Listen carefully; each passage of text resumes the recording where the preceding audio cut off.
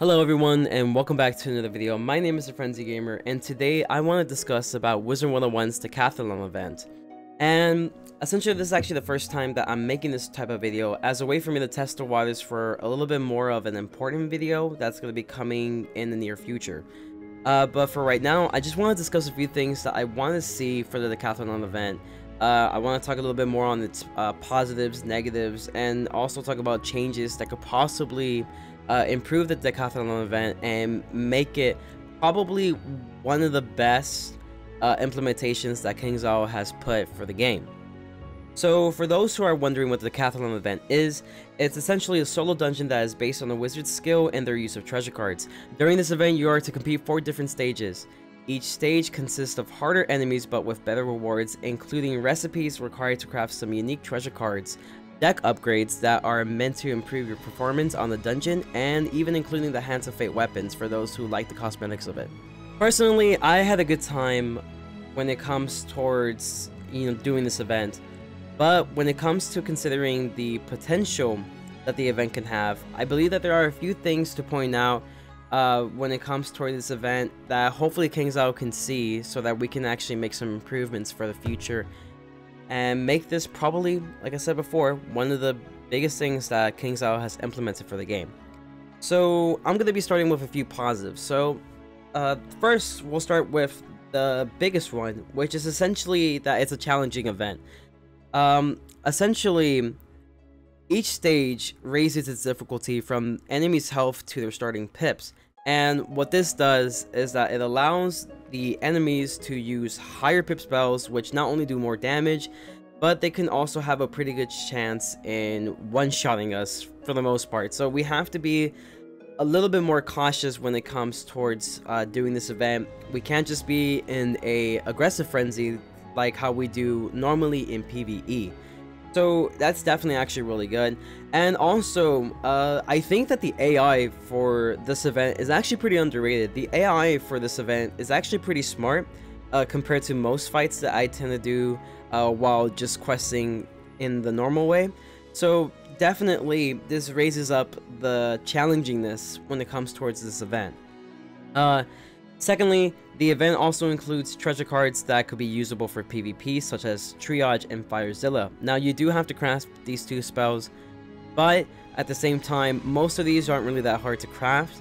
Triage is actually fairly easy to craft. Firezilla itself, it could be a little bit harder to craft, but it definitely is, like I said, both of them are actually pretty good for PvP. Triage is good for almost any PvP, while Firezilla is actually pretty popular for lower level PvP. Currently though, we're only seeing the treasure cards that are given in the ice event.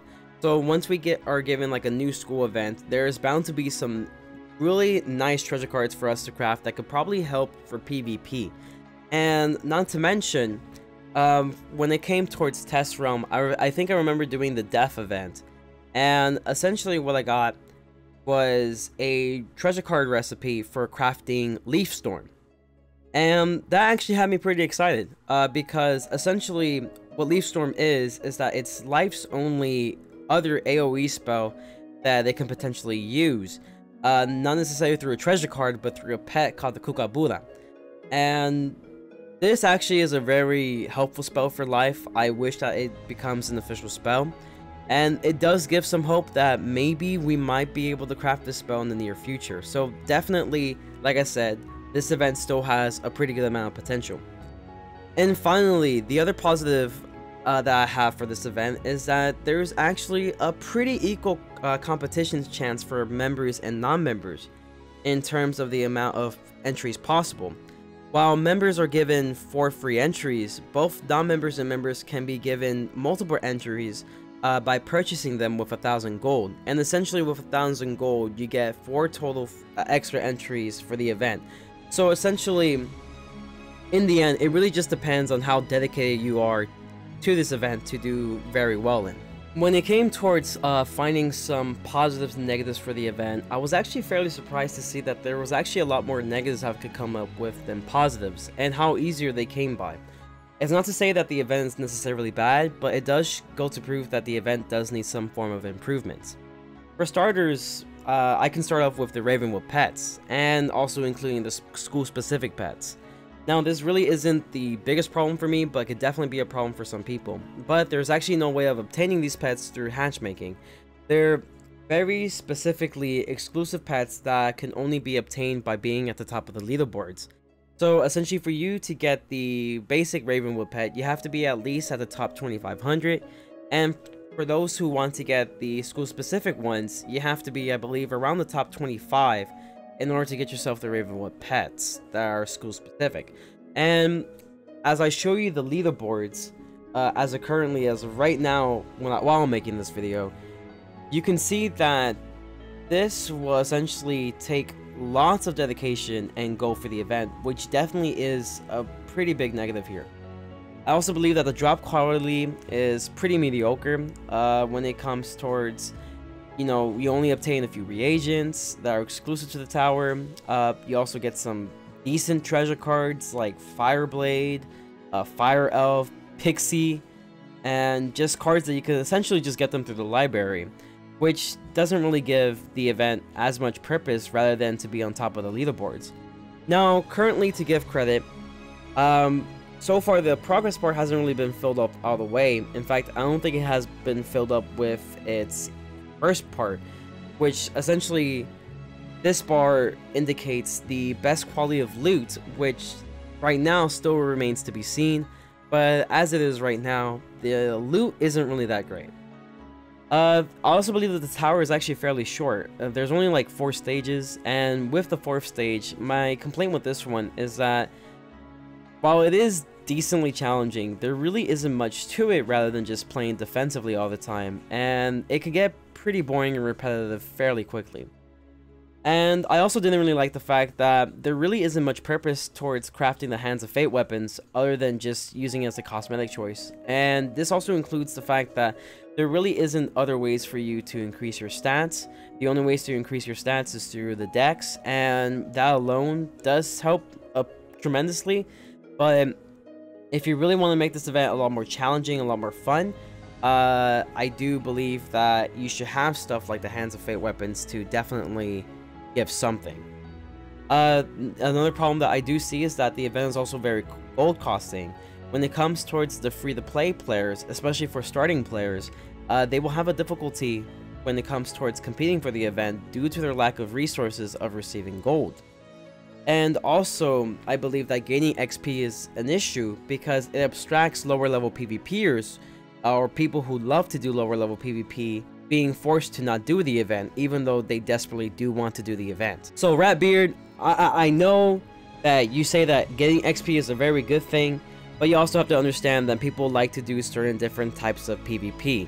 So it is something that you generally do have to understand for some people. Even though I'm giving this event its fair share of negativity, I do believe that this event does have lots of potential to become the next best thing. However, there are some improvements that I would like to be seen made for the event. For starters, I would like to see more stages for the event, which not only raises the difficulty of the event, but also raises the quality of loot. I also would like to see that it's more than just your deck that is meant to help you stat-wise in order to succeed in the event, like the Hands of Fate weapons. I want to see the Hands of Fate weapons be a little bit more useful when it comes towards crafting them, not necessarily just to have a cosmetic for them. I would also like to see some power pip chance to be allowed for this event so that it can promote some offensive strategies rather than some repetitive defensive strategies. But not only just give us power pip chances, but also give the mobs, you know, the enemies, some power pip chances, so that even though we're being promoted to use some offensive strategies, there could be times where it will probably be best that we use some defensive strategies instead, which tends to raise the difficulty a little bit more and also makes it a little bit more fun from preventing us from being solely focused on defensive strategies. I also like to see gold being given to competitors who finish defeating a stage, and this is actually a way to leverage some free-to-play players who don't have access to obtaining gold effectively. And the way I see this is essentially like when, for example, you do the secret tunnel. When it comes to farming the secret tunnel, once you finish the whole secret tunnel and accept the quest, essentially you are given 2,000 gold, I believe, each time. So I would like to see something like that for this event so that free-to-play players who are actually just starting can have a pretty decent way towards getting gold without having to be broke every time for just getting these TCs. I also like to see lower level PvP players to compete in this event, and the only way to do this is by removing experience being gained for the event and instead be rewarded extra gold. And also I would like to see some community prizes that allows all competitors to receive a reward as they contribute to the community progress bars. Basically, the way I like to see this happen is like set a certain amount of points required to receive the community rewards so that players don't just essentially do the event one time and then just dip. I feel like the best way to do this is how they have it in the rewards system that they have right now for free. Essentially, to get the last reward, you have to get up to 570 points. So I believe something like that should be required, or maybe even half that amount, in order for people who compete in the event get a community reward for just filling up the community bar. I also like to see that this event is actually more than just a leaderboard event. One thing I would definitely like to see is have some better drops that will allow potential chances of getting some rare TC that's meant for PvP. Like for example, you know, Icebird, Storm Elf, maybe even some enchants as well will be really nice to get. And I will also like to see an added potential of learning new spells by crafting with the reagents from the event. So essentially this could be utility spells or lore master type spells, and I think that this will allow people to do the event solely for many more than just to be in the top of the leaderboards. And my last suggestion is a little bit of a random one. It really has almost nothing to do with the event, but it will be kind of cool if there was like a polymorph event where you are given a certain school to polymorph. So let's say, for example, like, you know, you were given to play as Morganth for the Deaf School. For the Life School, you were given to play as like Melinda Wu, or, you know, maybe even the Jade Oni. And essentially you are given a certain set of spells which are meant to win the battle. And essentially this works exactly the same as how they did it for young Morganth when you were playing as her in Chrysalis Part 2. So something like that will also be very cool. So with this, I conclude my suggestions and also my opinions towards the Deckathalon event. And like I said many times before, I have to say that this actually is a really fun event, but it definitely does need some improvements. And hopefully this video can allow some discussion within the community, and also hopefully that KingsOwl does see this video and maybe gets to work on improving this event and make certain changes to where the event can become probably the next best thing. And like I say every time ending a video, I hope that you guys do enjoy this video. If you did like it, make sure to leave a like, subscribe if you haven't, and as always, remember to stay frenzy. Peace. And this is how it sounds when I'm walking on the sky.